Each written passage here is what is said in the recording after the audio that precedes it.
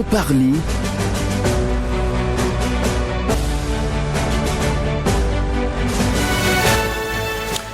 Mesdames, Messieurs, bonjour et bienvenue dans ce nouveau numéro de Franc-Parler, ici Radio Cotonou.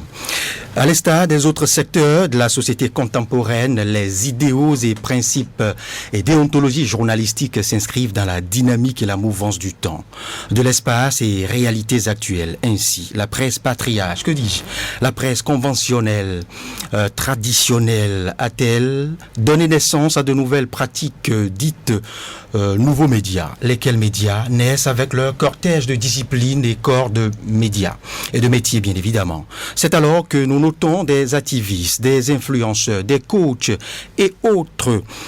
Ils officient sur les réseaux sociaux numériques ou via différentes plateformes digitales personnalisées, les uns aussi visibles que les autres. Mais la course, le grand nombre de vues ou followers suffisent-ils à faire des activistes des réseaux sociaux, des journalistes? Grosse interrogation. Qu'est-ce qui justifie cet amalgame, cette confusion, cet équivoque? Que disent les tests de loi en République du Bénin? Ou bien évidemment, pour analyser et décortiquer cette thématique au menu de ce numéro de Franc-Parler, que je vous rappelle tout de suite, activisme sur les réseaux sociaux et journalisme, mieux comprendre le cadre juridique, eh bien nous recevons pour vous Landry Angelo Adelakon. Il est consultant en droits humains et démocratie. Il va croiser arguments, verbes et exemples avec Mariette Ayi, juriste en formation, blogueuse, activiste des réseaux, activiste des droits des enfants. Angelo Landry Adelakon, bienvenue, bonjour. Je dirais également bonjour cher Lauriste et bonjour surtout aux auditeurs de Radio Cotonou et je dirais également aux téléspectateurs parce que je sais qu'il y en a qui nous suivent et qui nous suivront encore peut-être même en rediffusion et tout. Et donc c'est un plaisir pour moi d'être sur ce plateau et je voudrais aussi saluer ma co-panéliste Mariette Ayi qui est également juriste. Et donc je pense que nous aurons une belle messe aujourd'hui dimanche. Mariette Ayi, bonjour. Bonjour. Et bienvenue chez nous, bienvenue chez vous. Merci pour l'invitation. Je rappelle que vous êtes juriste en formation, blogueuse et activiste des droits des enfants. Landry Angelo Adelakon, j'ouvre ce numéro de Franc-Parler avec vous. En toute franchise. Oui, il m'allait étonné, mais c'est un prolifique et bien évidemment habitué de la caméra et du micro. C'est qui un activiste? C'est qui un journaliste? Qui peut-on appeler activiste des réseaux sociaux? Comment définissez-vous activiste des réseaux sociaux numériques? Et comment définissez-vous justement le journaliste? Merci bien et je pense que vous avez su bien planter le décor en rappelant un peu les contextes, l'évolution et tout. Et il faut dire que le journaliste, c'est celui-là qui est perçu de façon traditionnelle comme on le connaissait déjà depuis des années, je dirais des lustres, comme étant d'abord un diplômé d'un institut ou d'une école certifiée, donc agréée et reconnue par l'État et sur des questions de journalisme d'abord. Et après également, vous allez voir que le journaliste, c'est celui-là qui quand même détient une carte de presse. Et donc, je vous y attendais. Oh là là. Donc, je suis certain que nous allons venir dans le fond du débat pour prendre les points un à un. Donc, je le résume ainsi. Donc, être titulaire d'un diplôme d'une école reconnue par l'État en journalisme et après avoir la carte de presse. Ce sont les éléments essentiels. C'est-à-dire fondamentalement. Le reste, nous allons y revenir après. Je laisse le reste pour la suite. Et quand vous prenez un activiste, de façon globale, c'est celui-là qui est un engagé dans la société, dans la communauté, donc qui se bat pour des causes généralement nobles. Et donc il est convaincu de certaines réalités pour lesquelles il se bat, qu'il défend pour leur mise en œuvre effective. Et quand vous prenez donc l'activiste des réseaux sociaux, parce qu'il faut le dire, les réseaux sociaux ont fait que désormais tout ce qui se passe dans la vie réelle sont transposés dans la vie virtuelle. C'est pour cela que j'ai d'abord défini l'activisme de façon générale avant de venir vers celui des réseaux sociaux. parce qu'on peut être activiste sans être nécessairement activiste des réseaux sociaux. Bien évidemment. Donc l'activiste des réseaux sociaux, donc c'est celui-là où je dirais cette personne qui use donc des outils numériques et donc du net pour porter la voix de ce en quoi il croit, de sa conviction, de ce pourquoi il lutte et qu'il défend. Donc dès lors que vous défendez, vous êtes engagé en société et que vous avez comme moyen d'action, entre autres moyens d'action bien sûr, et l'outil numérique, le net et tout ce qui va avec, alors là, nous allons considérer que là, nous sommes en présence d'un activiste des réseaux sociaux. Puisque en réalité, les réseaux sociaux s'offrent à vous comme étant des moyens d'action, comme étant ce canal-là qui permet quand même de toucher votre public cible et d'exprimer vos idées. Et donc, à partir de cet instant, nous sommes en présence d'un activiste des réseaux sociaux. Et je l'ai dit, on peut être activiste sans être nécessairement activiste des réseaux sociaux. Le plus important, c'est de considérer que l'activiste, c'est celui-là qui est actif. Comme on le dit, parce que vous voyez un peu, il est actif, il est engagé. Je peux dire qu'il est un peu bouillant. Il défend une conviction. Il est convaincu, il défend une conviction. Après, vous pouvez analyser la conviction que la personne défend. Est-ce qu'elle est juste, est-ce qu'elle est noble ou pas? Ça, ce sont des débats, ce sont des détails. Mais le plus important, c'est qu'il défend quelque chose qu'il exprime à travers l'outil numérique, à travers le net. Et donc, à partir de cet instant, c'est un activiste des réseaux sociaux. Donc, on peut cumuler les deux. On peut être activiste, vous voyez, de façon traditionnelle et aussi être activiste des réseaux sociaux. Puisque aujourd'hui, vous ne pouvez pas être activiste, il serait difficile d'être engagé en société, en communauté, sans essayer d'utiliser l'outil numérique sur lequel tout le monde est aujourd'hui. Mariette Aïe, après la folle course pour rejoindre le studio, Landry vous a permis quand même de prendre un bol d'air. Comment définissez-vous l'activiste? Puisque vous en êtes, vous faites partie de cette nouvelle corporation. Merci. Angelo Adelacon a déjà presque tout dit. C'est difficile de prendre la parole après lui. Vous n'êtes pas obligé de partager. Oui, je partage en majorité ce qu'il a dit. Vous pouvez littéralement. Et je peux revenir sur la distinction entre l'activiste sur les réseaux sociaux et l'activiste tout court. Aujourd'hui, c'est très difficile d'être activiste sans utiliser les réseaux sociaux. Alors, je pense que le débat qu'on va mener aujourd'hui va porter sur ce point-là. Quel est le risque à être activiste sur les réseaux sociaux qu'à être activiste tout court? Alors, quel type d'activiste êtes-vous, Mariette? Alors, partons de là. Tout à l'heure, vous avez précisé que l'activisme, c'est avec beaucoup de fougue, de conviction. Alors moi, je vais peut-être me définir comme activiste un peu pacifiste, un peu modéré, parce que personnellement, c'est une valeur personnelle que moi je prône. Je pense que dans toute chose qu'on fait, il faut y aller avec modération. L'excès en toute chose nuit. Du coup, moi, dans mes prises de parole, sur mes écrits, sur les réseaux sociaux, sur mon blog, vous allez remarquer qu'il y a un peu de chaud, un peu de froid. Voilà. Alors, l'activisme doit-on être un activiste officieux ou officiel? Ça, c'est l'autre question. J'aurais souhaité que ma collègue puisse répondre à la question parce que moi, je ne sais pas si on peut être officiel ou officieux. En tout cas, le plus important, c'est que quand on parle d'officiel, vous allez me voir y venir. Oui, je comprends. Le plus important, c'est qu'il n'y a pas une carte pour l'activisme. Il n'y a pas une carte. Donc, contrairement aux journalistes qui ont besoin de carte de presse, qui est un élément qui permet d'identifier le journaliste, l'activiste n'a pas besoin d'aller toquer à la porte de quelqu'un, d'une autorité pour prendre une validation. Donc, elle est convaincue de ce qu'elle fait. Je suis convaincu, vous êtes convaincu, chacun fait ce qu'il fait. Donc, il n'y a pas à officialiser autrement l'activisme. D'accord, je me fais davantage clair. Doit-on se cacher pour exprimer ses convictions ou doit-on l'exprimer ouvertement? Mariette Aïe. Oui, je pense que tout dépend du contexte. Tout dépend du contexte. Si on prend notre droit positif, nos lois ici au Bénin, déjà même la définition ou bien le fait d'être activiste est en quelque sorte officieux, puisqu'il n'y a pas vraiment de loi qui encadre cela, tout comme le métier de journaliste. Activiste, officieux ou officiel, c'est difficile parce que vu le contexte, à des moments donnés, on peut se retrouver à exercer officieusement. Mais à d'autres moments, on peut se retrouver à clamer haut et fort ce qu'on pense. Mais à quel moment doit-on le faire officieusement? Et pourquoi? Et avant ça, vous venez de dire qu'il n'y a pas de loi qui recadre l'activisme au Bénin, mais il y a le code du numérique. Il y a le code du numérique qui recadre et clôture même, je dirais, l'activisme sur les réseaux sociaux.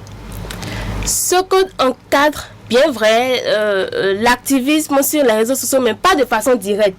Puisque dans le code, il n'est pas précisé activiste de façon formelle. Le code est destiné à toute personne, tout citoyen béninois qui utilise les réseaux sociaux pour communiquer, qui diffuse de l'information, partage des informations qui ont été publiées par d'autres personnes peut-être. Donc, dire que le code du numérique est une loi qui encadre à proprement dit l'activisme, c'est un peu aller trop loin. Vous semblez dire tout à l'heure vous semblez admettre que l'activisme peut s'exprimer de manière officieuse à des moments donnés. Quels sont ces moments-là? À des moments donnés, on peut se retrouver à être activiste de façon officieuse lorsqu'on voit peut-être que la question que l'on veut aborder est une question sensible. On n'a pas forcément besoin de clamer qu'on est en train de défendre un point de vue. On peut mener des actions de façon dans les couloirs. Si vous voyez un peu ce que je veux dire, du lobbying. Mais à des moments donnés, lorsqu'on voit que la cause que l'on veut défendre est acceptée par beaucoup de personnes, on peut y aller de façon officielle. Donc tout dépend du contexte, comme je l'ai dit. Il sera difficile pour moi de décrire réellement le contexte parce qu'un contexte sensible ne se prévoit pas forcément. C'est lorsqu'on est dans ce contexte-là qu'on sent que ce contexte-là est sensible. Et comme vous avez dit, l'activisme est personnel. C'est une conviction personnelle que l'on ressent. Ce sont des valeurs qui nous guident. Donc il est difficile vraiment de pouvoir encadrer cela de façon juridique. Mais quelle est la différence juridique entre publier un contenu en tant qu'activiste sur les réseaux sociaux et publier en tant que journaliste? Je pense qu'elle a déjà répondu à la question autrement, parce que quand vous demandez l'officieux, ben voilà, elle a dit.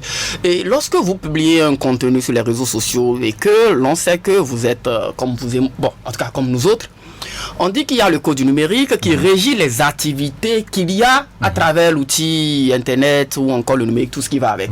Ça, c'est pour le code du numérique. Mais lorsque vous êtes journaliste, cela suppose que d'abord, vous avez reçu, conformément bien sûr au code de l'information et de la communication de 2015. Cela suppose que vous avez reçu une formation délivrée par une école certifiée et reconnue par l'État en matière de journalisme, donc une formation de journaliste. Cela suppose que vous êtes peut-être envoyé spécial d'un organe de presse, en tout cas tout ce qui va avec.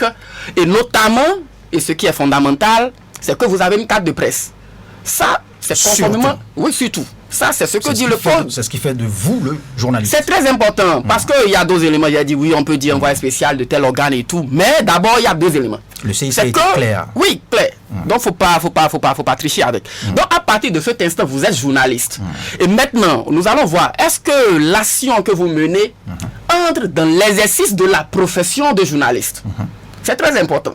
Si l'acte que vous posez n'entre pas dans l'exercice de la profession de journaliste, vous avez beau être journaliste pour aller chercher les femmes d'autrui. On ne va pas dire que parce que vous êtes journaliste, il faut quand même vous soustraire de l'application d'une autre règle. Si en temps il y en avait qui punissaient ceux qui font cela. S'il y en avait, je ne sais pas s'il y en a.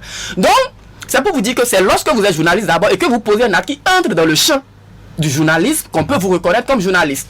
Mais lorsque vous êtes journaliste et que vous posez un autre acte qui n'entre pas dans ce cadre, et souffrez que l'on vous traîne vers le code du numérique rapidement. Et lorsque également vous n'êtes pas journaliste, c'est-à-dire vous n'avez pas qualité, vous n'avez pas statut, puisque vous ne remplissez aucune condition apparemment, et que vous agissez, souffrez également qu'on puisse vous ramener vers le code du numérique. Et elle l'a dit tout à l'heure, le code du numérique, en réalité, c'est pour tous les citoyens, sans distinction aucune. Que l'on soit journaliste, et militaire, tout ce que nous voulons, ou encore juriste, sociologue, coiffeuse, coiffeur. C'est pour tout le monde, à partir du moment où nous intervenons dans le virtuel. Alors là, tout ce que nous faisons est sous la coupole du code du numérique, parce que c'est le code du numérique qui vient réglementer tout ce que nous faisons. C'est ce qui fait que quand on agit, on nous applique rapidement le code du numérique. Et donc, généralement, qu'est-ce qu'on fait?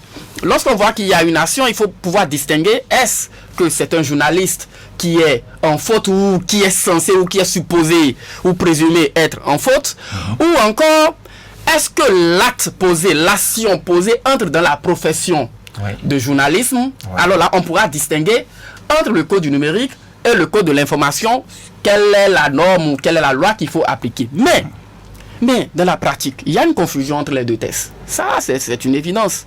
Vous allez voir, on prend rapidement un journaliste tout à l'heure. Où se situe la confusion? La confusion se situe dans la pratique. Dans la pratique judiciaire. C'est-à-dire quoi? On prend un journaliste rapidement tout à l'heure parce qu'il aurait publié quelque chose, je ne sais pas, peut-être, comment on appelle ce qui sort là, et par jour là. Et lorsque les journaux, voilà, les quotidiens, parce que peut-être il aurait publié ou bien quelque chose comme ça, on peut le prendre ça peut arriver, ou parce qu'il aurait écrit. On a vu des gens qui, parce qu'ils ont écrit et tout. Donc on a du mal à identifier. Est-ce que l'intéressé, oui, journaliste, détenteur d'une carte de presse, qui a écrit une information qui peut-être figure dans son journal et tout ça, est-ce que c'est un journaliste qui a fait un travail de journalisme ou bien finalement c'est un citoyen et tout? Donc c'est là la confusion naît devant les juridictions. On les prend et généralement on les embarque. Mais en amont, il faut déjà vérifier si le journaliste est détenteur d'une carte de presse. Ça c'est très important parce que avant toute chose, ça résout en partie ce que ça résout en partie parce qu'en réalité dans nos pays qu'elles sont faites, vous savez, les professions sont généralement sinistrées et chacun y entre comme il veut et puis tout le monde se tague d'un titre qu'il n'a pas en réalité. Donc vous voyez, si on devait chercher les gens pour usurpation de titre, on en aurait ramassé dans ce pays parce que nous sommes habitués à le faire. Donc il faut d'abord identifier, est-ce que nous sommes en présence d'un journaliste d'abord? Qu'est-ce qui fait que vous êtes journaliste? Il faut aller dans le code de l'information et de la communication. Bien évidemment. Et regardez les conditions. Je dis bien les conditions sont nombreuses, mais il y a 2 conditions fondamentales. Ah oui. C'est le diplôme d'un centre, d'une école agréée, reconnue par l'État, et c'est la carte de presse. Détenir la carte de presse. C'est très important. Donc, ces 2 éléments sont fondamentaux. Pour moi, j'insiste sur ces 2 éléments-là. D'abord, quand vous avez ça, on sait que d'accord, vous êtes journaliste. Moi, je dirais même que le principal, c'est la carte. C'est très important. Puisque vous avez fini la formation, le CIC a été clair. Avant qu'on puisse vous reconnaître, il faut avoir la carte. C'est ce qui fait que quand ça expire et tout ça, et la HAC se permet de vous relancer souvent. Donc, c'est très important. Quand vous avez ça, cela voudrait dire que vous êtes en conformité avec la loi. Oui. D'abord, maintenant, ce que vous faites doit rentrer aussi dans le cadre du journalisme. Dès lors qu'on n'est pas dans ce cadre-là, je pense que c'est tellement facile, c'est tellement rapide de vous appliquer les dispositions du code du numérique. Et on l'a vu, hein, ça, c'est de façon jurisprudentielle, on l'a vu dans ce pays avec certains journalistes. Il y a Sossou. Ah, heureusement, vous avez appelé le nom. Vous avez appelé le nom. Et bien d'autres. Et bien d'autres, vous avez appelé le nom. Parce qu'à ce moment-là, il semblait qu'ils n'avaient pas la carte de presse. Voilà. On va y revenir. C'est bien cela même le menu principal de l'émission.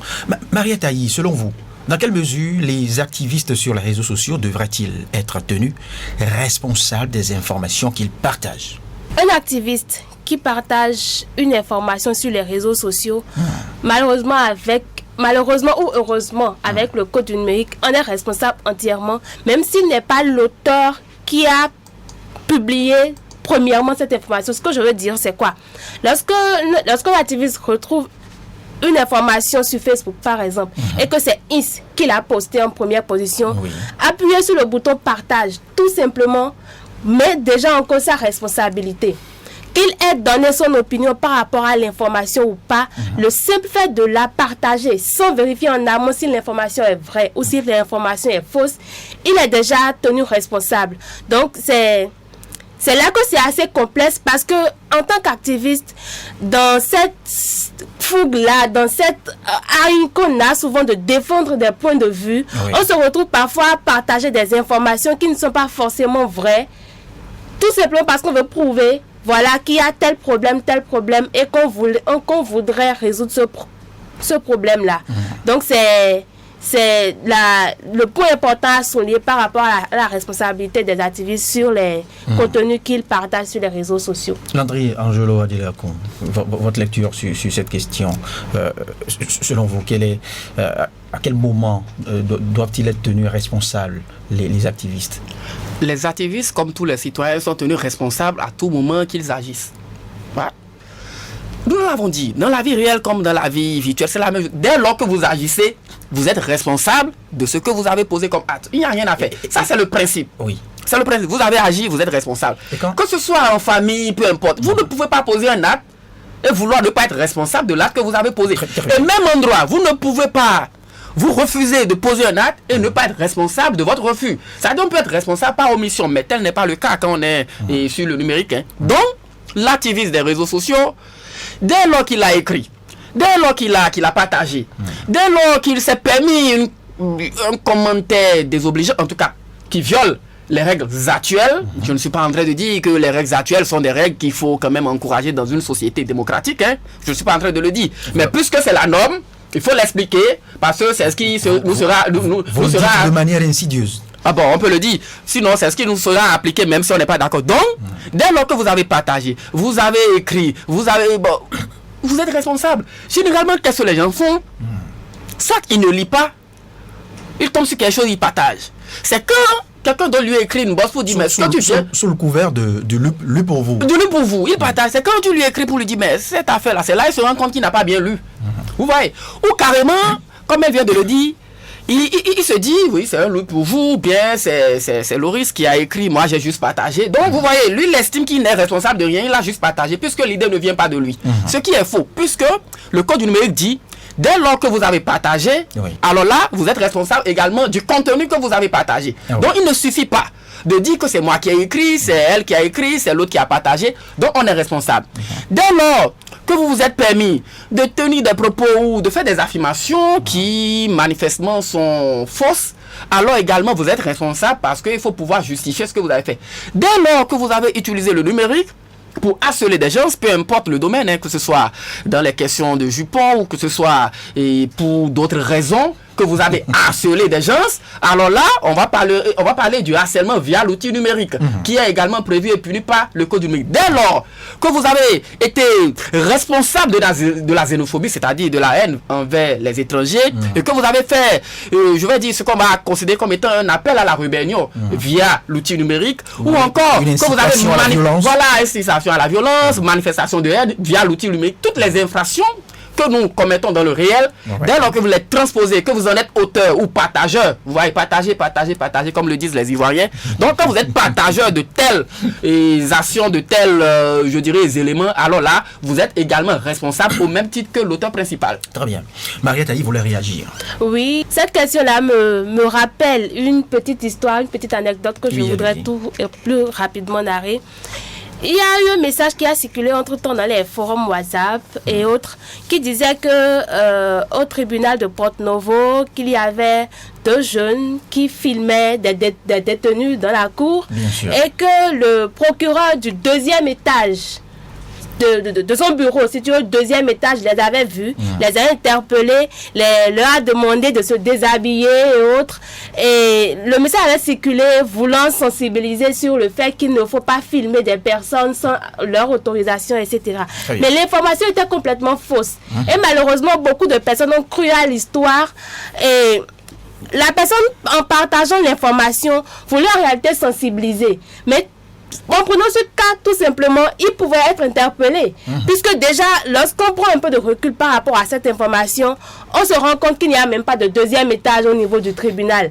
Avant de dire qu'il y a le procureur qui a remarqué quelqu'un en train de filmer. Donc, l'important, c'est de prendre du recul parce que la personne qui partage l'information a peut-être posé l'acte en ayant une bonne intention. Malheureusement, les lois, ils tombent sous le coup de la loi. Même s'il avait une bonne intention, ils tombent sous le coup de la loi. Donc, il est important de prendre du recul par rapport à toutes les informations qu'on voit et qu'on a envie de partager. Alors, je reste avec vous, Mariette Aïe. Avez-vous été confronté à des problèmes juridiques suite à une publication sur les réseaux sociaux numériques? Personnellement, non. Mais je suis déjà tombée dans des cas où j'ai partagé des fausses informations sans le savoir. C'était une vidéo qui montrait un petit enfant qui était battu. Et tellement la vidéo était choquante que dans ma peau d'activiste des droits des enfants, je me suis dit non, il faut que je partage cette vidéo pour donner mon avis, donner mon point de vue, interpeller les autorités. Mais après, on s'est tous rendu compte que la vidéo, c'était une ancienne vidéo. Vous avez contribué à la promotion du fake news en ce moment. Oui, et je suis revenue, heureusement, sur ce partage-là pour évidemment sensibiliser par rapport. Et dans ce cas, le code du numérique vous aurait frappé? Malheureusement. Vous avez eu de la chance. Alors, pensez-vous que les activistes devraient être formés sur la notion, je dirais, basique du droit des médias avant de partager des informations sensibles sur les réseaux sociaux et autres plateformes digitales? pas que les activistes, tout le monde. Tous ceux qui utilisent les plateformes digitales sont appelés à être formés sur le droit des médias, sur, je dirais, le cadre juridique que nous avons qui régit un peu l'activité de chacun de nous à travers le net. C'est très important. C'est très important et c'est davantage important pour les activistes parce que je l'ai dit, est activiste celui qui est actif d'une façon ou d'une autre. Donc, l'activiste, lui, il agit. Pendant que les autres, généralement, sont des consommateurs. Vous savez, il y a aussi ça. Il y a des autres qui sont des consommateurs et ils ne partagent rien, ils ne commandent rien, ils ne likent rien, ils observent. C'est dans la vie réelle qu'on te croise et puis on te dit, ah ouais, que je te suis beaucoup, voilà, ouais. Donc, il y a des consommateurs. Il faut tout pour faire une société. Eux, ils n'ont pas trop de soucis. Mais tous ceux qui sont sur la toile, agissent, qui posent un acte positif, c'est-à-dire qui agissent. Je ne parle pas de ceux qui font de l'omission. Qui agissent, eux autres, ils ont intérêt. Donc, c'est pour cela que les activistes en ont besoin. Ils en ont besoin pourquoi? Parce que l'activiste, il est très rare de voir un activiste en une journée, en 2 jours, en une semaine, ne pas faire quelque chose sur la toile. Et dès lors que vous le faites, comme on le dit dans notre milieu, notre réalité, seuls ceux qui ne font rien ne font jamais mal. C'est vrai, donc, voilà, nous autres qui agissons tout le temps, et c'est comme l'émission que nous sommes en train de faire ici, il y aura certainement des approximations. Donc, ceux qui agissent sont appelés à faire des approximations, à ne pas trop bien faire à chaque instant. Donc, ceux-là qui agissent ont besoin d'être formés. Pourquoi? La plupart du temps, quand vous observez ce qu'on prend sous le couvert, que ce soit du code du numérique, du code pénal, peu importe la loi qui les frappe, les gens, ils vont généralement par méconnaissance de la loi. C'est-à-dire, il n'est conscient de rien. Vous voyez quelqu'un qui est manifestement en train de violer les textes de la République, mais il est tellement convaincu qu'il est dans le bon droit, il te dit, oui, vas-y, il faut même aller appeler le procureur. Vous n'entendez pas ça souvent dans nos langues là. On dit, va appeler le procureur. C'est que, effectivement, il a la malchance de se retrouver dans la situation, il doit être présenté au procureur qui se rend compte que, et que donc, que non, que voilà, et si. Donc, le premier niveau, c'est la formation de chacun de nous, de tout le monde. Quand vous êtes activiste, vous ne pouvez pas être activiste sans avoir les notions élémentaires du droit. C'est pas possible. Moi, j'ai été formé, et nous, je dirais oui. Quand on nous a formés, nous, on nous dit que un activiste est un parfait agitateur. Ça dit c'est un agitateur, mais c'est un parfait agitateur. C'est un agitateur qui agit dans le cadre légal, dans le cadre des normes dans la République. Et dès lors que vous ne pouvez pas agir dans le cadre des normes dans la République, il n'y a rien à faire, vous savez. Vous dites bien dans le cadre des normes de la République. C'est très important. Non, si on ne le faisait pas, vous n'auriez pas eu la chance de m'inviter ou de l'inviter pour qu'on vienne pour qu'on vienne parler ici ce matin. On serait quelque part où on ne serait pas en mesure de vous répondre. Tous les activistes s'inscrivent dans ce cadre. Ils sont obligés. Non, tous les activistes ne vont pas s'inscrire dans ce cadre parce que le monde n'a jamais été univoque. C'est-à-dire, on est ici, vous avez des bébrigaleurs, vous avez des gens. Il faut tous. C'est-à-dire, il faut des révolutionnaires, il faut des réactionnaires, il faut des gens qui s'écartent de la norme pour que vous puissiez penser. C'est cet ensemble éclectique qui forme la société. Exactement, c'est ça, c'est très important. Mais nous autres, de notre position, ce que nous souhaitons, c'est que quand vous êtes, que vous soyez jeune ou pas, mais surtout pour les jeunes, parce que quand on est jeune, on a la fougue, elle a dit tout à l'heure, on a l'énergie, on a l'ambition de changer le monde. On pense que nos aînés ont manqué, donc on veut changer, on veut que les choses soient parfaites. Vous voyez, donc dans cette envie-là, souvent, on fait des erreurs. Et donc, ce dont nous avons besoin en tant que jeunes, en tant qu'activistes, tout ce que nous voulons, c'est d'abord connaître les règles. Quand on connaît les règles, on sait que quand tu partages, il n'y a rien à faire, tu vas répondre. Quand on sait que quand tu écris du n'importe quoi, tu vas répondre. Quand on sait que tu as tel nombre d'emprisonnements, là, tu vas répondre et que tu as une famille, tu as des enfants, tu penses à tout. Quand tu sais que tu as telle ambition, eh bien, tu sais que tu veux travailler. Je vous donne un exemple. Tu veux travailler aux Nations Unies, c'est toi qui passes ton temps à aller les dames. Ah, mais les Nations Unies n'autorisent pas ceux qui ont été impliqués dans des histoires de jupons. Donc, en fonction, il y a des gens, si tu n'as pas l'information, tu es là, tu dis je veux travailler aux Nations Unies. Mais le gars ne sait pas que si jamais je me hasarde dans cette infraction-là, ça peut bloquer mon avenir aux Nations Unies. Donc, il faut l'informer pour qu'il sache que désormais, moi j'ai l'habitude de dire aux gens que nous, on a été jeunes, on est arrivé à l'université, on n'a pas eu la chance de voir de l'activisme comme ça, on n'a pas eu la chance. Donc, nous, on s'est lancé dans quelque chose. Et fort heureusement, avec le temps aujourd'hui, bon, il y a eu d'autres. Donc, fort heureusement, aujourd'hui, on s'est rendu compte que si on devait nous appliquer, si les tests là existaient, nous, en notre temps, nous, on était encore un peu plus bouillants, on est toujours bouillants. Si les tests là existaient, je ne sais pas ce qu'on serait en train de dire, puisque nous n'avions pas connaissance. Vous seriez peut-être de vieux locataires des vous voyez, puisque nous faisions des prisons et autres. Oui, tout ce que nous faisions, on le faisait avec droit. Nous étions des hommes, vous comprenez, nous sommes des hommes. On estime que là où les hommes sont, on peut être des hommes, nous sommes des garçons, nous sommes ci, nous sommes ça. Donc, quand on est activiste, je le dis, il faut prendre le temps, il faut lire, c'est-à-dire il faut pas se lancer dans des domaines qu'on ne maîtrise pas. Il faut lire les textes, il faut comprendre les textes, il faut savoir là où il faut mettre les pieds d'abord. Et l'autre chose, c'est de la responsabilité de l'État, il faut le dire. C'est notre État qui, malheureusement, n'est pas encore suffisamment prêt pour jouer convenablement son rôle. Parce que moi, je n'invente rien. Vous y allez fort, là. Non, je dis, il n'est pas prêt. Il n'est pas prêt. Peut-être que les ressources font défaut. Vous comprenez? Puisque l'article 40 met à la charge de l'État l'obligation d'enseigner et tout ce qui a trait aux droits et devoirs, les instruments juridiques nationaux et internationaux, dans toutes les langues en plus. C'est-à-dire la Constitution béninoise est tellement formidable qu'elle a précisé à l'article 40 que c'est dans toutes les langues que l'État a l'obligation d'enseigner tout ce dont nous sommes en train de parler là à ses citoyens. C'est pour cela que je dis l'État n'est pas encore prêt, ce n'est pas aujourd'hui. Et non qu'en français. Et non qu'en français, vous voyez. Donc on a cette obligation-là, il est très important, mais en attendant, puisque l'État n'a pas certainement encore les moyens, il faut que chacun de nous, tout est disponible. Les gens ont l'habitude d'aller activer des forfaits de 100 francs, 200 francs.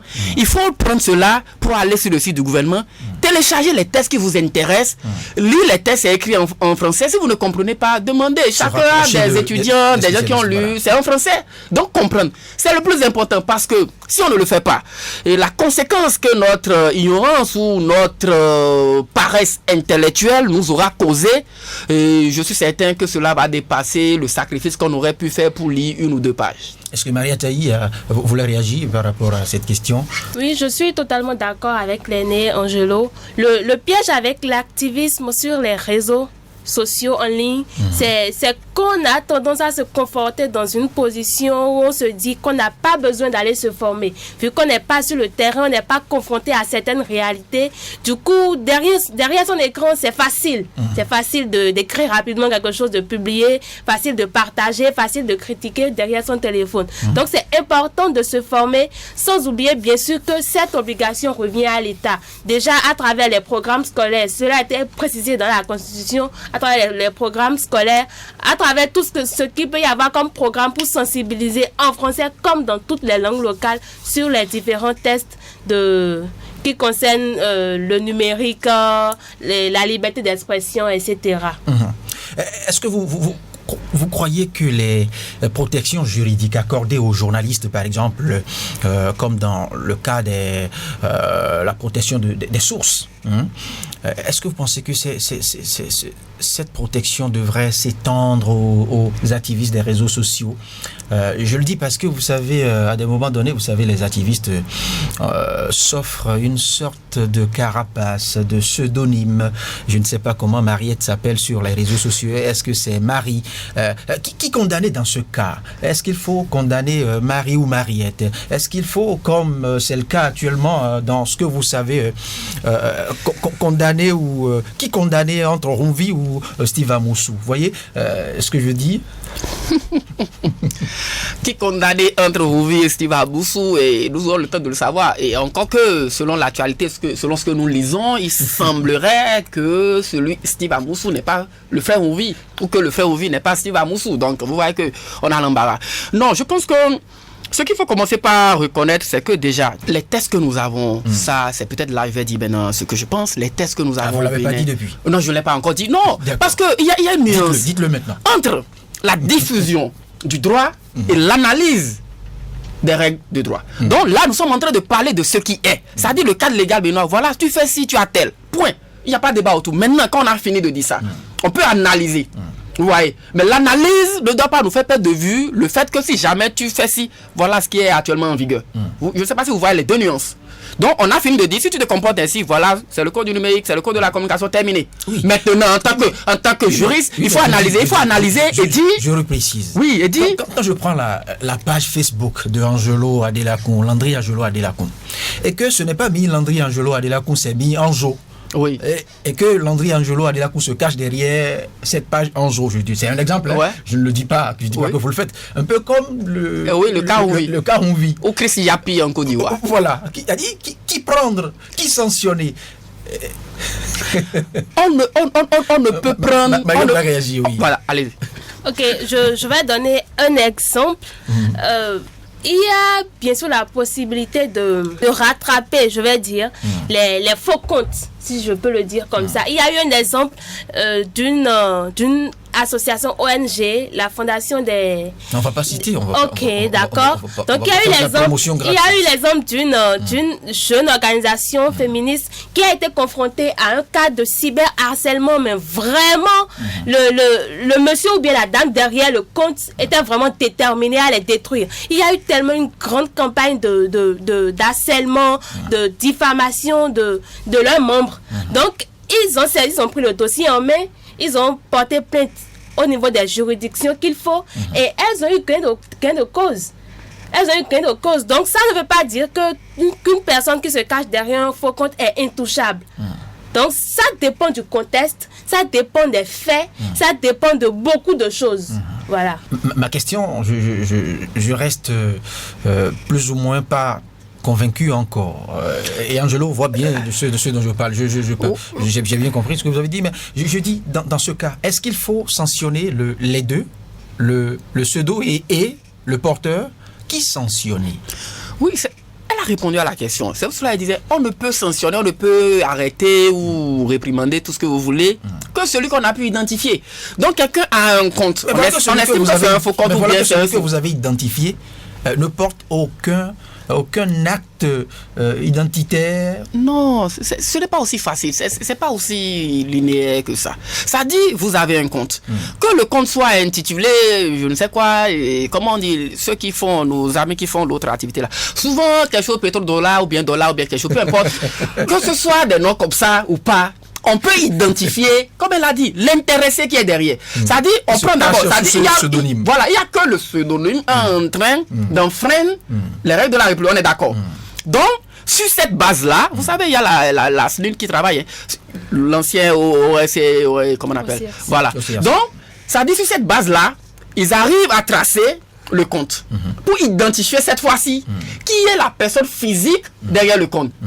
Donc, c'est quelqu'un, c'est un homme qui est derrière le compte. C'est une femme, en tout cas, c'est une personne humaine qui est derrière le compte. Donc, pour arriver à identifier l'intéressé.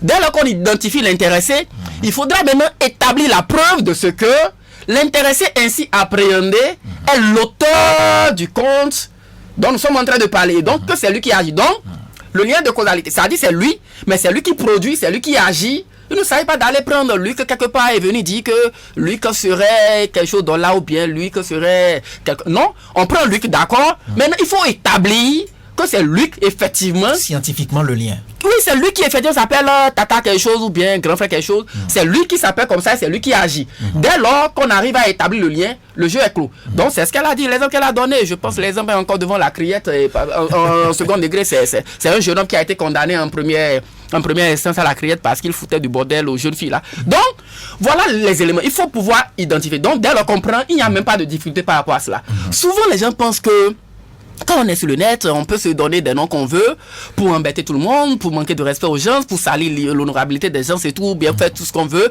ou bien arnaquer surtout pour ceux qui font de l'arnaque. C'est comme ça.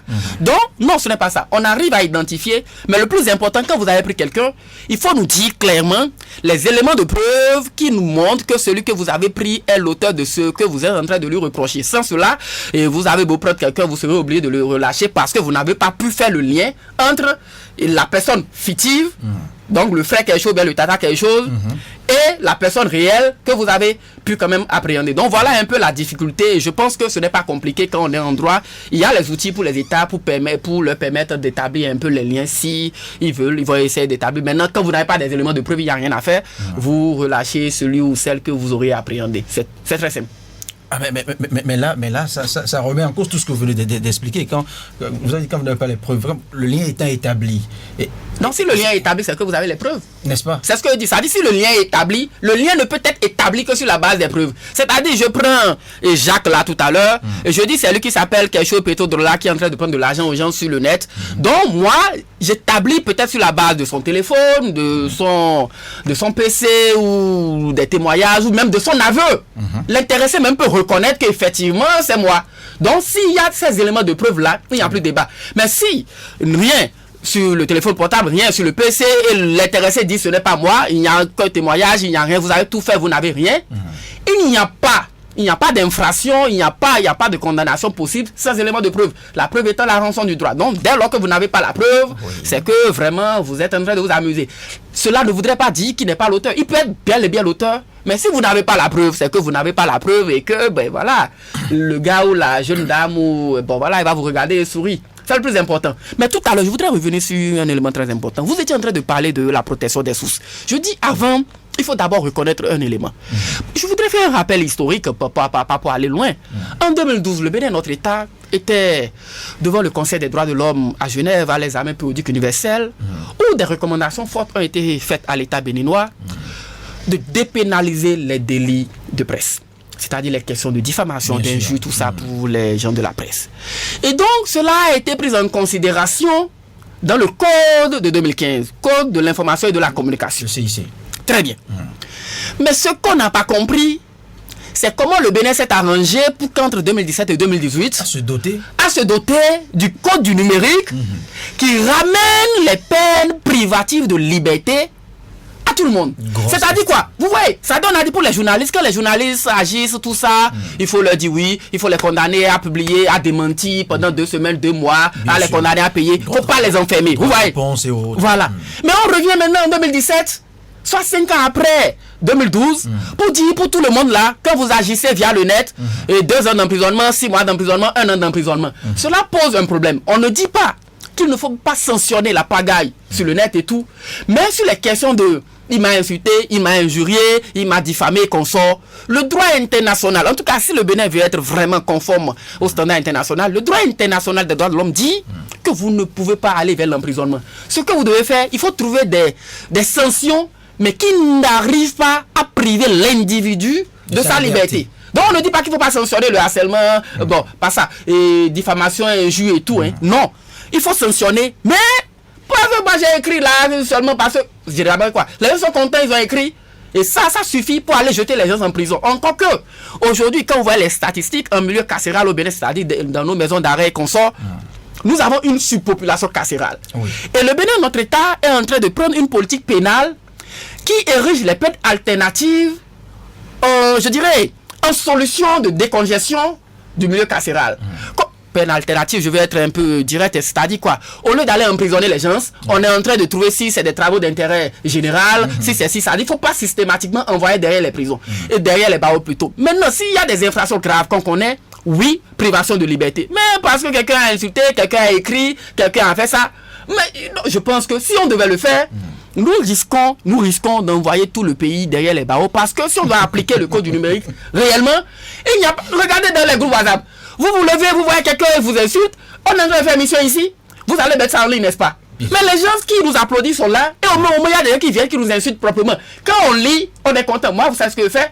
Je suis content quand on m'insulte comme ça. Je me dis, bon voilà, cela voudrait dire que j'ai touché quand même un côté. Alors je fais capture et je viens et fais statut WhatsApp et j'écris commentaire, je mets les trucs de rire là. Je suis content. Donc, on n'a pas, parce que quelqu'un vous a insulté, si vous n'êtes pas d'accord qu'on vous insulte, je vous aurais dit, mais cher ami, je ne viens pas. Parce que je ne veux pas qu'on m'insulte. Parce que moi, je suis né pour ne pas être insulté. Alors, si je suis né pour ne pas être insulté, il ne faudrait pas que je me retrouve dans l'espace public. Dès lors que vous vous retrouvez dans l'espace public, il faille même rien faire. Vous voyez, donc, je pense qu'on peut sanctionner. C'est vrai, il faut discipliner parce que, vous savez, moi, j'ai horreur de l'impolitesse. Donc, il faut discipliner les gens, effectivement. Il faut les amener à agir de façon civilisée en société. Mais, franchement, il faut respecter le cadre international. Et le Bénin, notre État, a pris des engagements. Il faut que le Bénin puisse, et ça, je vais vous dire, pour ne pas je vais finir là. Tout récemment, en janvier de l'année 2023, si j'ai bonne mémoire, le Bénin était encore là, ça dit fin de l'année 2022, début de l'année 2023, le Bénin était encore à l'examen périodique, le dernier examen périodique universel, où les recommandations sont revenues par rapport au code du numérique. Et ça là, le Bénin a pris l'engagement de toiletter le code du numérique. Vous allez voir, le travail est en train d'être fait au niveau du ministère de la Justice, parce que le code du numérique sera toiletté. Parce que oui, c'est une bonne nouvelle. Je ne sais pas, on ne sait pas encore ce qu'ils veulent toiletter dedans. Il faut attendre, on se connaît dans ce pays. Il faut attendre. Donc ils doivent toiletter pour remettre le code du numérique en conformité avec les principes, le standard international. C'est très important. Donc, il faut le faire. Les recommandations, nombreuses recommandations ont été faites à l'État du Bénin. Entre autres, il faut enlever les peines privatives de liberté dans les questions de diffamation, d'insultes, d'injures et consorts, les questions de détresse émotionnelle, quelqu'un vous aurait insulté qui aurait... Non, il faut enlever, mais il faut quand même trouver le mécanisme pour sanctionner, mais surtout, n'envoyez pas les gens en prison. C'est ce qu'on dit, c'est tout, c'est le principe. Et nous estimons, nous espérons que le travail qui est en train d'être fait par l'État aujourd'hui puisse quand même nous conduire quand même à essayer de toiletter, de ramener le code du numérique un peu en conformité avec le droit international. Maria Tailly, êtes-vous aussi viscéralement irritée contre le code du numérique Elle est modérée, elle est modérée. Là, ce que moi je reproche à notre code du numérique, c'est que les infractions qui n'étaient pas pénalisées dans le code de l'information et de la communication sont dans ce code-là pénalisées. Donc, quand tu te retrouves à commettre des infractions conformément au code au CIC, quand on prend le code du numérique, c'est le blanc et le noir. C'est le blanc et le noir. L'autre chose aussi, c'est que ce code ne protège pas réellement les activistes, les blogueurs, etc., comme on l'a dit. Ouais. Tout à l'heure, on se posait la question de savoir est-ce qu'il y a réellement une loi qui encadre, qui protège ou bien qui régit les activistes, les blogueurs, etc., les web activistes au Bénin. Mais il n'y en a pas. Donc, ce que moi je reproche, c'est le fait qu'il n'y ait pas assez de précision par rapport à ça et que le travail de toilettage qui est en train d'être fait, on l'espère, prennent cela en compte, puisque les blogueurs sont exposés. Aujourd'hui, les blogueurs sont comme des journalistes, ce n'est pas vraiment des journalistes, mais ils font un travail important. Ils sont presque des journalistes sur le terrain, pas la qualité du travail qu'ils font. Donc je pense qu'il est important... Ils sont des éveilleurs de conscience. Ouais. Des éveilleurs de conscience. Donc je pense qu'il est important d'encadrer ce qu'ils font. En France, par exemple, il y a les influenceurs. Il y a une loi sur les influenceurs. Parce qu'aujourd'hui, les influenceurs, c'est pas seulement ce qu'on voit, photos, vidéos, etc. Mais il y a des influenceurs... Ici aussi, il n'est pas dit qu'on ne va pas y venir. Voilà, il y en a qui sont réellement des activistes par le travail qu'ils font. Donc si la France on est arrivé à encadrer ce qu'ils font, je pense qu'au Bénin aussi, on peut prendre une loi ou travailler assez le code du numérique pour qu'aujourd'hui, encore qu'il y en a qui pavanent, pérotent, dégossent à longueur de journée sur le net sans rien influencer. Ça, je ne vous apprends rien. Comment évaluez-vous l'importance du respect de la vie privée dans le cadre des publications des activistes sur les réseaux sociaux? Maria Tailly. C'est vrai que notre code du numérique a beaucoup de lacunes, mais tout à l'heure, je ne veux pas dire que je n'étais pas d'accord avec les propos de l'aîné. Vous êtes libre. Oui, mais je pense que l'aîné ou non. Je pense que se dire que dès lors qu'on apparaît sur la place publique, se dire que tout le monde peut donner son avis ou se dire qu'on est prêt à être insulté, si je peux le dire, pourrait quelque peu encourager le non-respect de la vie privée des gens. Puisque lorsque vous allez par exemple mettre cette émission en ligne, si quelqu'un n'est pas d'accord avec ce qu'on dit, il peut, c'est-à-dire tous les prétextes sont bons, tous les arguments sont bons pour insulter, dénigrer, descendre une personne. Donc, respect des principes internationaux, oui, mais éduquer et encore éduquer. Landry Angelo Adelacon, je reviens à vous encore sur cette question relative au respect, à l'importance du respect de la vie privée dans le cadre des publications activistes sur les réseaux sociaux. Ah oui. Non, je pense que la vie privée... Que disent les tests? Vous allez prendre les tests et c'est dans le code du numérique. Hein. Dès lors que vous prenez à la vie privée des gens, c'est également les questions d'emprisonnement, plus amende. Donc c'est la même chose. C'est-à-dire le code du numérique a été suffisamment rigide pour décourager un certain nombre d'actes qui sont attentatoires à l'honneur et à l'humanité de la personne même. Donc, et donc quand on parle de vie privée, c'est que votre vie privée en réalité n'a rien à voir avec ce que vous êtes en train de faire. Donc on ne peut pas s'attaquer à votre vie privée. Donc c'est ce que moi j'ai dit. Je dis que les gens m'insultent, ça ce n'est pas un problème. La vie privée, vous savez, c'est une autre sphère, c'est une autre dimension dans laquelle vous ne pouvez pas entrer. Dès lors que vous y entrez, alors là, vous êtes en train de porter une atteinte grave à l'individu, à la personne. Donc le code du numérique, effectivement, protège la vie privée comme tout est, c'est un peu partout. Mais, je dis, si nous sommes dans l'espace public, il faut que peut-être en tant qu'activiste, en tant que leader d'aujourd'hui ou de demain, nous puissions avoir un minimum de tolérance. Parce qu'il serait difficile il serait difficile en tant que décideur, en tant que gouverneur, en tant que journaliste très connu, vous voyez, avec votre parcours et tout, que les gens ne vous critiquent pas. Non, si les gens vous critiquent, c'est bon. Il y a certaines personnes, le simple fait de les critiquer, peu importe les mots aussi doux que vous allez utiliser, les horripiles déjà.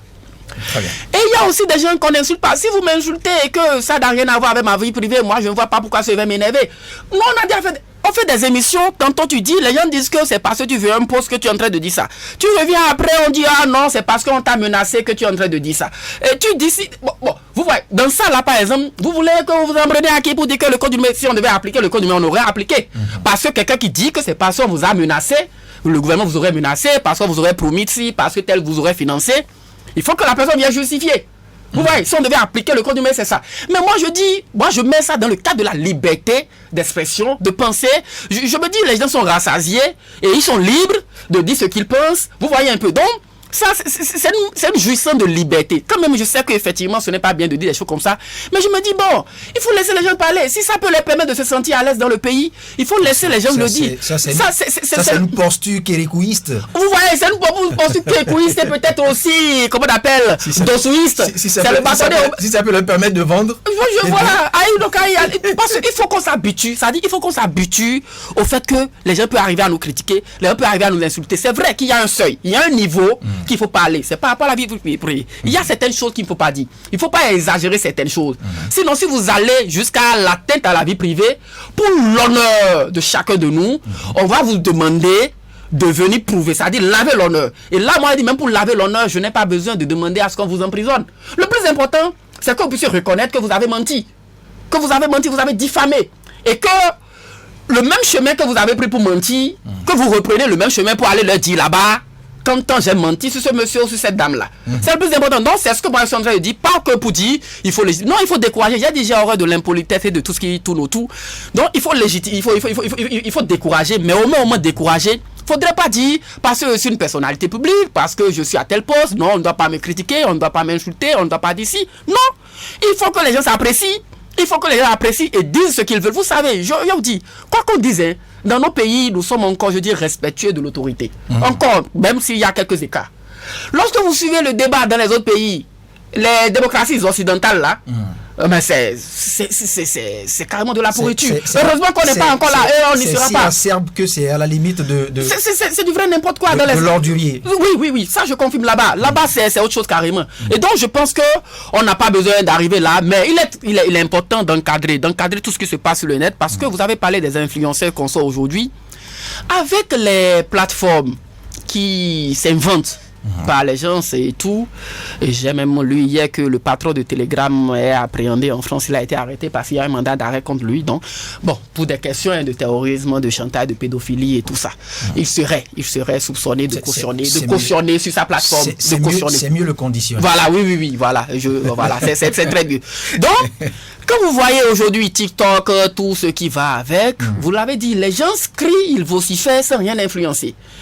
Mais je le disais aussi, mais après je me suis rendu compte que ces gens-là, il faut faire attention, je ne suis pas sociologue, mais ces gens-là, ils influencent les gens de leur acabit. Ils influencent des gens qui veulent être comme eux. C'est-à-dire, ils sont des modèles pour certains. C'est ça, c'est le risque que notre société est en train de courir. Vous voyez des gens qui n'ont rien à faire, de seuls comment ils font pour se débrouiller, trouver la connexion, parce que la connexion est chère, mais qui sont tout le temps sur TikTok en train de vous montrer un peu, bon en tout cas nous aimons ça aussi, bon en tout cas en train de vous montrer des choses, vous voyez, à longueur de journée, à dire du n'importe quoi, à tenir des speeches qui n'ont rien à voir, ça dit qu'ils ne contribuent à aucune évolution. Mais ces gens-là sont en train d'influencer. Donc, du coup, ceux que ces gens-là influencent, je vous assure, n'ont pas le temps d'écouter votre émission. Ceux que ces gens-là influencent n'ont pas le temps d'aller lire le code du numérique. C'est vrai. Donc, c'est le risque que nous avons aujourd'hui qui va faire que, dans l'avenir, soit vous n'avez plus de bons gouvernants, ou carrément vous avez des gouvernants qui, franchement, ne sont pas des modèles en société. Mariette Aïe va réagir avant qu'on ouvre la ligne aux amis, auditeurs, pour opiner, pour apprécier et contribuer bien évidemment à cette thématique que nous abordons, Mariette. Je partage le point de vue de l'aîné sur la critique et d'ailleurs même la déclaration sur les principes de la liberté d'expression dit que voilà dans l'espace public, on devrait quelque peu accepter les critiques, mais il y a une limite à ne pas franchir. C'est là j'ai souligné le fait qu'il faut éduquer. Et pour revenir sur la question des influenceurs, je suis d'accord, mais il n'y a pas que les influenceurs qui influencent négativement. Il y a des activistes, je peux dire, qui ont une influence sur le comportement des gens. Lorsqu'une personne se lève aujourd'hui et aborde une question politique ou une question qui a rapport avec les libertés, les droits de l'homme, il y en a qui seront enclins à être plus écoutés que d'autres parce qu'ils ont une certaine influence sur le comportement des gens. Donc, c'est important d'en parler, d'encadrer cela. Il ne faudrait pas se dire que c'est forcément négatif puisque c'est l'influence dont nous venons de parler qui est plus connue. Ça nous limite à ne pas aller creuser. Comment l'expliquer? Vous savez, quand on parle des influenceurs, je me dis qu'on va franchement y trouver une autre tribune parce que c'est un concept même que j'ai de mal à définir. Influenceur de quoi? Qu'influence-t-il? Quand vous vous fiez parfois au parcours, à la moralité de ces dit-on influenceurs ou influenceuses, eh bien, vous avez la réponse, toutes les réponses à vos questions. On va ouvrir la ligne aux amis auditeurs. Deux numéros le sont proposés, 40 11 17 18 ou le 50 52 52 73, 40 11 17 18 ou le 50 52 52 73 pour partager avec nous votre lecture de la thématique abordée ce jour. Un tout premier auditeur s'installe, me signale Blaise Sacla. Allô? Bonjour. Bonjour, messieurs les journalistes. Bonjour, monsieur. Comment est-ce que je peux vous appeler? Et moi, je m'appelle Idrissou Liamidi Koumayan. Éloignez-vous un tout petit peu de votre poste récepteur ou diminuez le volume, s'il vous plaît, monsieur Liamidi. D'accord. C'est compris. Vous me recevez? Parfaitement maintenant. Moi-même, je vous reçois 5 sur 5 ici. Ça marche. Ok. Monsieur Angelo, bonjour. Bonjour, monsieur Liamidi. Monsieur Angelo, le droit n'est pas international ou mondial. Allez-y. Changeons de paradigme à la justice. Nos méthodes sont caduques au Bénin. Ma première question. Est-ce que la loi de la déontologie numérique permet de garder un lanceur d'alerte ou un activiste? Reprécisez-nous la question, s'il vous plaît, monsieur Koumayan. Je dis bien. Est-ce que la loi de la déontologie numérique permet de garder un lanceur d'alerte ou un activiste ou lui demander un délai d'apporter des preuves? Parce que aujourd'hui, nous sommes activement, c'est-à-dire habilités. Nous pousse, l'habileté, je dis, nous pousse à informer le peuple des gens graves. Ma seconde question, est-ce que nous avons des juges administratifs au Bénin?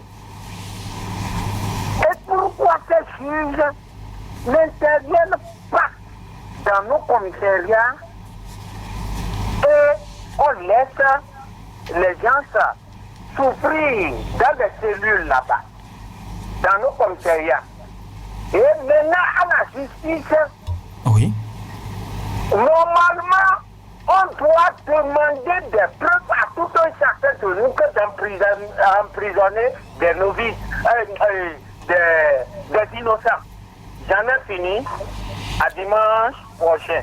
Merci, monsieur Koumayan. Je rappelle que notre thématique... même Sacla me signale, Blaise Sacla, à la partie technique, me signale qu'un auditeur s'est installé. Bonjour, cher ami. Bonjour, chers journalistes et vos invités. Comment vous... Appelez-moi Chaudaton Paul depuis le stade du feu général Mathieu Kéréko. Paul Chaudaton, vous êtes en direct. Merci. J'ai pris tout le temps de vous écouter.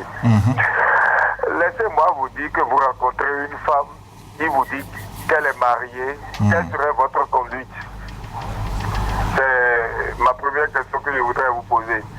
Je ne comprends pas la question. Vous rencontrez une femme et vous lui faites la cour. D'accord, ça devient plus clair maintenant. Et vous forcez. Qu'est-ce qui vous attend? Vous portez la cour à une femme, c'est-à-dire on dit de ne pas donner un coup à une femme et vous lui donnez un coup. Vous attendez à quoi? On appelle ça comment? Donc quand vous savez que ce que vous dites sur les réseaux sociaux là, il y a une loi. Est-ce qu'il faut dépasser ces lois-là et faire du n'importe quoi? Donc ceux qui ont créé des lois pour encadrer tout ce qui se passe sur les réseaux sociaux là, moi je les encourage, sinon les gens vont tout dire sur les réseaux sociaux. On peut même insulter votre papa et vous ne pouvez rien. Donc il faut des lois pour encadrer les désordres que nous observons sur les réseaux sociaux. Très bien. Là où je ne peux pas m'entendre avec votre invité là, lui peut accepter lui peut accepter qu'on peut tout lui dire, mais pas les autres. Les autres ne vont pas accepter ça. Parce que ce que nous observons aujourd'hui sur les réseaux sociaux, on peut tout dire et que tu dois te taire. Merci Paul Chaudaton. Oui. Il y a d'autres auditeurs qui attendent encore et veulent partager avec nous leur point de vue, des contributions. Auditeur en ligne, bonjour. Bonjour, monsieur le journaliste. Comment je peux vous appeler? Sébastien Yonrosso est mon nom. Sébastien Yonrosso. Voilà. Je salue tous vos invités. Ils ont expliqué de long en large ce qui est du code numérique. Mais ma première préoccupation est que tous ces codes-là ne sont pas faits pour empêcher les gens de donner leur opinion. Parce que, par exemple, moi, je suis démissionné, j'ai laissé tous les forums où j'étais administrateur. Parce qu'on a dit que vous êtes administrateur d'un forum et les gens envoient des choses sur ce forum, vous êtes un responsable. On peut vous prendre pour cela. Voilà que vous êtes administrateur, vous êtes à la maison ou bien vous êtes quelque part un jour, les gens balancent les choses. Et jusqu'à votre retour, les gens ont déjà fait capture d'écran, ont envoyé, on vient vous attraper, que vous êtes responsable. Est-elle un homme prudent qui voit le mal de loin? Vous dites? Est-elle un homme prudent qui voit le mal de loin? Vous avez... vous êtes désisté de ces rôles. D'accord. Oui. Merci. Et voilà l'autre chose qui fait mal. On parle du code de numérique, code de l'information, code de communication. Et quand on arrête les journalistes, parfois ça embrouille les gens. Les journalistes disent normalement, on doit me condamner sur le code de l'information, de la communication. Mais bizarrement, on dit, bon, ce que vous avez fait, c'est sur le code numérique qu'on va vous condamner. Nous en avons parlé. Ça complique les choses. Est-ce que ce n'est pas difficile? Est-ce qu'on se l'a lu passer? Merci Sébastien Yonrosso. Merci à vous. Notre auditeur s'est-il installé? Oui, bonjour. Bonjour mon ancien ami. ça va vous étonner. Dites-nous tout. Oui, c'est Ayonou Lucien, l'autre. Lucien Ayonou. Oui, depuis Xavier. Je vous comprends des mimots. Oui, merci. D'une fréquence à une autre, je vous comprends. Voilà. C'est vraiment un ancien ami. Je vous souhaite bon vent, hein. Merci. Oui. Et je salue vos invités. Et selon moi, l'activité d'un activiste sur les réseaux sociaux n'est pas en soi un mal. Mais là où se trouve le danger, c'est les dérives, la diffamation, les injures et les dénonciations sans preuve. Et je voudrais leur demander, il faut forcément aller à cette dérive pour être un bon activiste. Est-ce qu'avec des critiques constructives, on ne peut pas l'être? Et nous avons suivi le cas de Steve Amoussou, qui aurait dénoncé devant le procureur spécial qui n'est pas preuve prouvée. Est-ce qu'il n'est pas important maintenant de recadrer les réseaux sociaux et savoir qui intervient sur ces réseaux sociaux? Et pour finir, est-ce que ce n'est pas aussi une stratégie pour compliquer la tâche à la justice? Et pourquoi ces activistes n'ont pas pitié de ceux-là qui diffament? Pourtant, ils sont des êtres humains et qui doivent aussi avoir mal dans leur chair. Je vous remercie. Merci, très bonne journée à vous. Restez câblés pour suivre les réponses à ces différentes questions. On va devoir prendre un tout dernier, revenir en studio, permettre à nos invités d'aborder ces différentes questions. Entre-temps, je vous signale que Blaise Sacla a cédé sa place de l'autre côté de la partie technique à Patrice Bédia. À ce micro, il n'y a pas eu de changement. Je reste Loris Freddy Davo. Un tout dernier auditeur. Bonjour. Allô, bonjour monsieur Davo. Ben, c'est moi. Et je salue madame, et la seconde, et puis je salue votre invité. Ils sont deux, mes invités, Mariette Aïe et Angelo Adelakou. Moi, ma question, est-ce que, c'est un activiste, le cher Steve Amoussela. Est-ce que c'est normal de fuir son pays et qu'aller dans un autre pays pour dire, puisque les journalistes disent que ils savent que ils sont très bien, que c'est bien fait, tout ça là. Mais c'est bien de rester dans un autre pays pour vilipender, pour salir son pays. Est-ce que c'est un politique? Même si c'est un politicien, est-ce que c'est normal de faire ça? S'il est vraiment intelligent, qu'il est bien éduqué. Non, on va pas porter des jugements de valeur. Allô? Apprécier, poser votre question, mais on va pas porter de jugement de valeur au personnage Steve Amoussou. Ma question, c'est de savoir si ce monsieur, c'est de faire des connexions, des choses, et puis il prendrait son président de la République. Est-ce que c'est normal? Moi, c'est noté. Ce n'est pas normal, selon moi. Merci beaucoup. Merci, M. Boya. Et un big up à tous les amis de Ouida qui suivent la 94.3 Radio Cotonou et plus précisément Franc-Parler. Nous revenons maintenant en studio. Nous bloquons les différentes lignes. On va répondre maintenant aux différentes questions. Liamidi Koumayon qui prend Angelo, Adelakou, Mariette Aïe. Je pense que il demandait si le droit n'est qu'international ou mondial. Tout ce que je peux dire, c'est que la Charte africaine des droits de l'homme et des peuples fait partie intégrante de notre constitution. Donc, c'est tout ce qui est dit dans la Charte, c'est comme si c'est la constitution. Donc, je pense qu'il est important, lorsqu'on regarde nos tests à l'interne, de regarder également les tests à l'externe. Mieux, le Bénin est parti à des conventions. L'État bénin ne peut pas ratifier une convention, dire qu'elle est partie à une organisation internationale et revenir encore manquer aux exigences de ces organisations, de ces conventions-là. Donc, pour le respect, pour montrer lui-même son respect, son attachement à son accord qu'il donne de lui-même de plein gré, je pense qu'il est important de quand même regarder les lois à l'international. Très bien. Landry Angelo Adelakou. Très bien. Je pense qu'elle a si bien dit donc si bien que je ne reviens pas sur ça.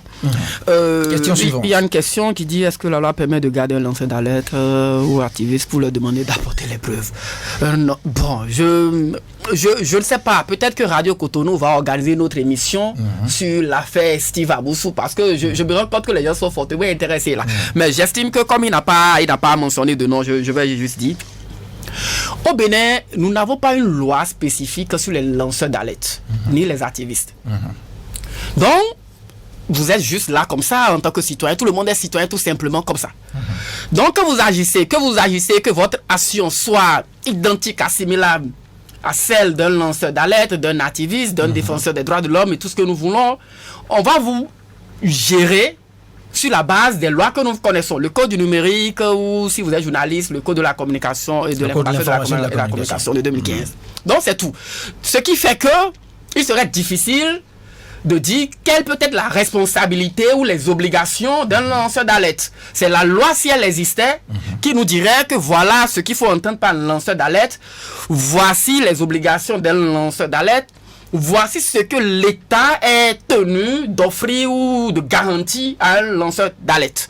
Donc, on va considérer que c'est un individu, c'est un citoyen béninois qui a été appréhendé par la justice et dont la justice a certainement des éléments qui lui ont permis d'aller à ce niveau-là. Et donc, il appartiendra à la justice de faire son travail de trouver les éléments de preuve qui confortent les chefs d'inculpation qui sont retenus contre l'individu, l'intéressé. Et s'il y en a, et au regard des textes de la République, appliquer les règles. Et s'il n'y en a pas, au regard des textes de la République, également, appliquer les règles. Donc, c'est ce qu'il faut retenir. Donc, on vous prend d'abord et après, et on va voir s'il y a des éléments de preuve de part et d'autre. Chacun va apporter ses éléments de preuve. Ça, c'est ça. Et il a parlé de juge administratif. Oui. Là, je ne sais pas, j'ai pas trop... Bon. Ben, certainement qu'il a une autre préoccupation parce que, oui, le Bénin a des juges administratifs parce que les juges, c'est en fonction des spécialisations et tout. Oui, nous avons des juges administratifs et vous allez les voir surtout, c'est lorsqu'on est déjà au niveau du second degré qu'on entend plus parler d'eux, donc au niveau de la Cour suprême. Et donc, tous ceux qui sont au niveau de la Cour suprême qui officient en qualité de juges administratifs. Et donc, les juges, maintenant, de façon globale, n'ont pas leur rôle dans les commissariats.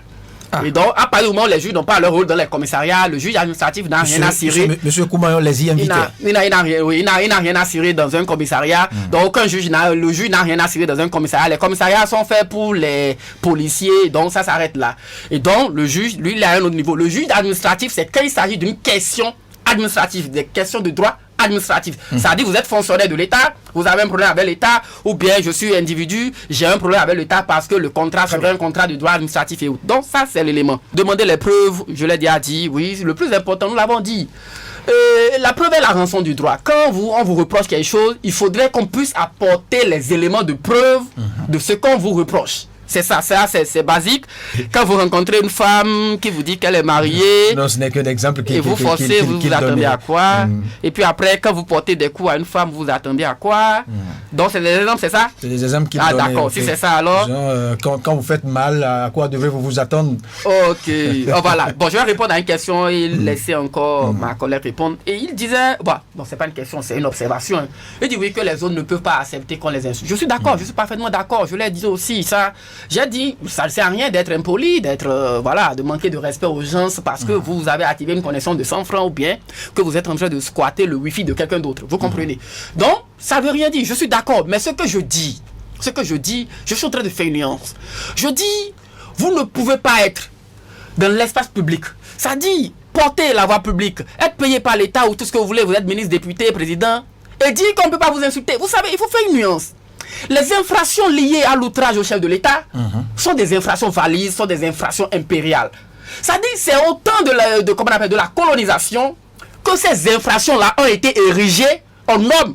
Et en réalité, ces infractions-là sont contenues dans le code pénal que nous avions avant le code pénal de 2018.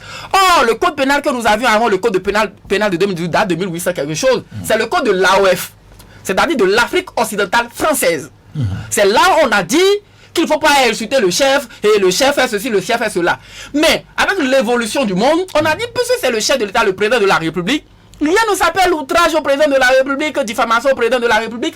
C'est le numéro 1 et il a la responsabilité de diriger toute une nation. Non, on ne peut pas mettre ces infractions-là. Mais quand on a adopté le code de 2018, on a ramené ça. Donc il y a débat sur cette nature d'infraction d'abord. Mais sur le principe, je suis d'accord qu'il ne faut pas insulter les gens. Il a dit, même si vous insultez, puisque tout le monde ne peut pas accepter, mais ce que nous demandons, il faut sanctionner, mais en restant sur la base du cadre international pour ne pas emprisonner les gens du simple fait qu'ils vous ont injurié, ils vous ont diffamé et tout. C'est ce que nous sommes en train de dire. Et elle a dit, le Bénin n'est pas un État qui vit en autarcie. Le Bénin a des engagements. Monsieur Sébastien. C'est très important. C'est très important. Le Bénin a pris librement des engagements sur la scène continentale et internationale. Elle a dit, il faut que les gens lisent. Je pense qu'on va revenir pour que les gens comprennent. Quand on parle, la Constitution du Bénin dit dans son préambule que la seule condition du développement, c'est le respect des droits humains, de la démocratie et de l'état de droit.